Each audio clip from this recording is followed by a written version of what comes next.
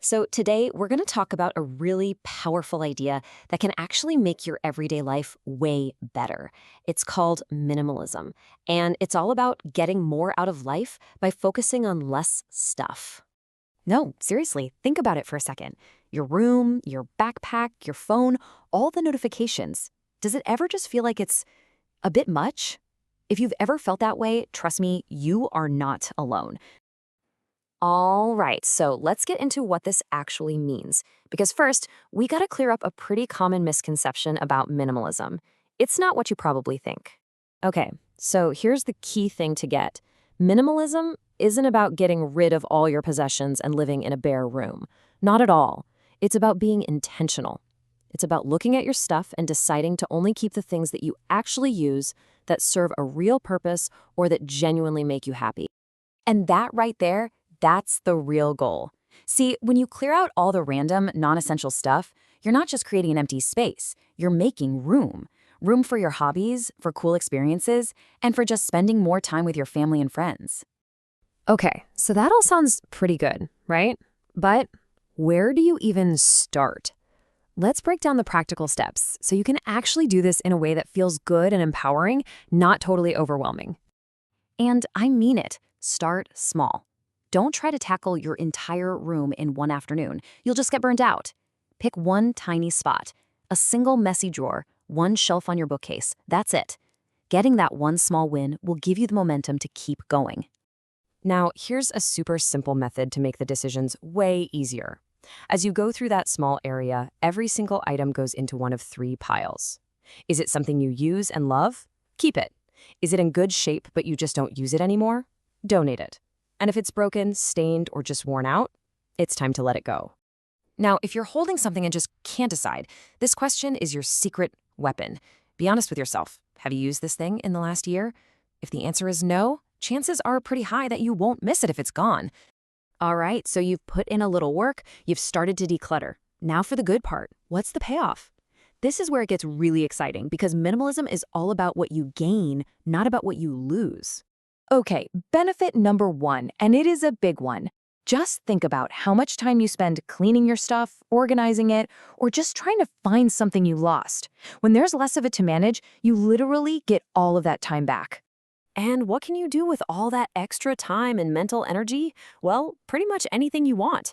Less time tidying your room means more time to get outside, read a book, or hang out with friends. And believe it or not, a cleaner, less cluttered space can actually help you concentrate way better on your homework. And hey, let's talk about money. This is another huge win. When you start practicing minimalism, you become more mindful about what you buy. You stop spending money on random things you don't really need. And that money you're not spending on another t-shirt or gadget, it can go towards things that are way more awesome and valuable in the long run. We're talking about saving up for a cool trip, an experience like summer camp, or even for big goals down the road like college. Okay, this next one is maybe the most important. There is a real scientific link between the physical clutter around you and the mental clutter inside your head. When your space is tidy, your mind feels calmer. I mean, when you're not constantly surrounded by a mess, it's just easier for your brain to relax. It can lead to less stress, less anxiety, and even better sleep. Plus, let's be real, it's way nicer to have your friends over when your space feels calm and welcoming. But here's the thing. Minimalism isn't just about the stuff in your room. It's a whole mindset that you can apply to, well, pretty much your whole life. So let's look at your shopping habits. Instead of just grabbing something because it's on sale or you want that instant hit of something new, you start thinking differently. You ask, is this good quality? Will I use it a lot? A really great tip is to just wait 24 or 48 hours before buying something. You'd be amazed how often that I have to have it feeling just disappears. Oh man, and our phones and computers, they can get just as cluttered, right? Applying minimalism here is a total game changer. Go through and delete all those apps you never actually use. Turn off all those notifications that are constantly buzzing and begging for your attention. A clean digital space helps you use technology as a tool instead of letting it run your life. Here's a really cool practical way to apply this to your closet. It's called a capsule wardrobe. Sounds kind of fancy, but the idea is simple and brilliant. It's a small, curated collection of clothes that you absolutely love, where everything can be mixed and matched. It makes getting ready in the morning so much faster and totally stress-free. So when you put all these pieces together, the decluttering, the mindful spending, the digital cleanup, what's it all for? Well, it's all building toward one big, incredibly important idea. This right here is the absolute heart of it. The happiness you get from buying a new thing, it fades. But the memories you make from a cool experience, a fun trip, or just a great day with friends, that stuff lasts a lifetime. Minimalism helps you shift your focus to what truly matters.